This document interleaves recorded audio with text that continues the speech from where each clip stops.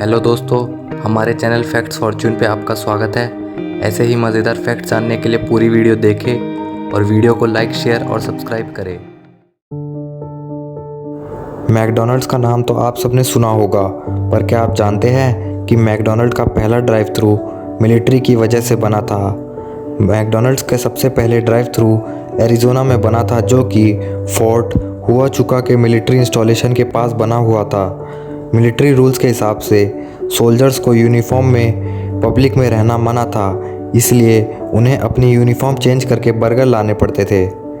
उस रेस्टोरेंट के मैनेजर के इस प्रॉब्लम को ख़त्म करने के लिए रेस्टोरेंट की दीवार में एक होल बनाया और मिलिट्री सोल्जर को बिना गाड़ी में से उतरे ऑर्डर दिया। ये तरीका जल्द ही पूरी दुनिया में मशहूर हो गया। दोनों आंखें खोलकर सोना तो इंसानों के लिए लगभग नामुमकिन है, पर इस धरती पर एक ऐसा जानवर है जो अपनी एक आंख खोलकर सोता है, डॉल्फिन। डॉल्फिन को इस प्लेनेट का सबसे स्मार्टेस्ट जीव के रूप में जाना जाता है, शायद क्योंकि वो अपनी दिमाग की पावर कंजर्व कर सकती है। शिकारियों से बचने के लिए डॉल्फिन ने एक ऐसी ट्रिक डेवलप की है जिससे भले ही उनकी दिमाग का एक हिस्सा नींद में चले जाए, पर पार्शियल कॉन्शियसनेस डेवलप करके वो नींद में भी अलर्ट रहती है। रिसर्चर ने जब टेस्ट किया कि कहीं हाफ स्लीप डॉल्फिन्स की अलर्टनेस पर कोई बुरा असर तो नहीं डाल रही, तो रिजल्ट देखकर वो भी चौंक गए कि कई दिनों तक डॉल्फिन्स की अलर्टनेस पर कोई बुरा असर नहीं पाया गया।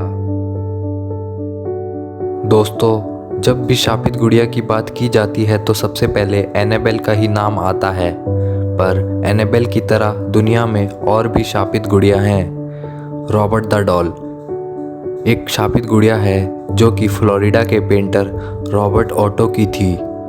ऐसा माना जाता था कि ये शापित गुड़िया अपने आप चल सकती थी, चेहरे के भाव बदल सकती है और हंस भी सकती है। फिलहाल इस डॉल को ईस्ट मार्टेलो म्यूज़ियम में रखा गया है। कहा यह भी जाता है कि इस डॉल को देखते वक्त इसकी बुराई नहीं करनी चाहिए, वरना ये मुसीबत लाती है।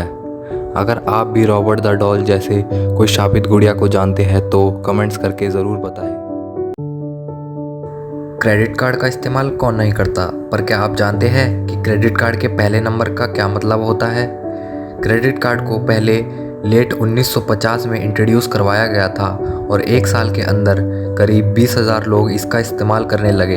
दिलचस्प बात यह है कि क्रेडिट कार्ड का पहला नंबर उस इंडस्ट्री को दर्शाता है जिसे ये कार्ड इशू किया गया है। 1 और 2 एयरलाइंस को दर्शाता है, 3 ट्रैवल और एंटरटेनमेंट को दर्शाता है, 4 और 5 बैंकिंग एंड फाइनेंशियल इंस्टीट्यूशन को दर्शाता है, 6 मर्चेंडाइजिंग एंड बैंकिंग के लिए इशू किया जाता है, 7 पेट्रोलियम के लिए, 8 टेलीकम्युनिकेशन के लिए, 9 बाकी बचे कामों के लिए। दोस्तों, जब भी कुछ खरीदने और बेचने की ज़रूरत आती है तो दिमाग में ईबे नाम तो ज़रूर आता है। इस साइट पर दुनिया भर की तरह तरह की चीज़ें बेचने के लिए लोग जाते हैं, पर क्या कोई सोच सकता है कि ऐसी एक वेबसाइट पर कोई एक कंट्री ही बेचने की कोशिश करे? ब्रिस्बेन ऑस्ट्रेलिया के एक आदमी ने ईबे पर न्यूजीलैंड कंट्री को बेचने की कोशिश करी। हैरानी की बात यह है कि इस चीज़ ने कई लोगों का ध्यान खींचा।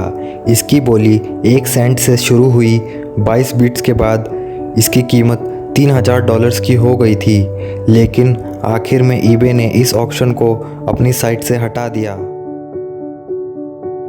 डंकन मैकडॉगल हेवरहिल में रहने वाले ऐसे साइंटिस्ट थे जिन्होंने 1960 के दशक में 21 ग्राम एक्सपेरिमेंट करके दुनिया को सोचने पर मजबूर कर दिया था। डंकन मैकडॉगल का कहना था कि इंसान के खुद के वज़न के अलावा आत्माओं का भी अपना वज़न होता है। इस थ्योरी को साबित करने के लिए उन्होंने 6 ऐसे लोगों का वज़न लिया था जिनकी ज़िंदगी ख़त्म होने वाली थी। उन 6 लोगों के मरने के बाद जब उनका वज़न वापस से नापा गया तो उनमें से सिर्फ एक का वज़न 21 ग्राम कम हो गया था। 6 में से सिर्फ एक का वज़न कम होने के कारण बाकी साइंटिस्ट ने डंकन का एक्सपेरिमेंट नाकार दिया। डंकन मैकडॉगल की ये थ्योरी कि इंसानों की आत्मा का वज़न 21 ग्राम होता है, ये आज तक मशहूर है। धन्यवाद दोस्तों, अगर आपको हमारी ये वीडियो पसंद आई तो इसे लाइक, शेयर एंड सब्सक्राइब ज़रूर करिएगा।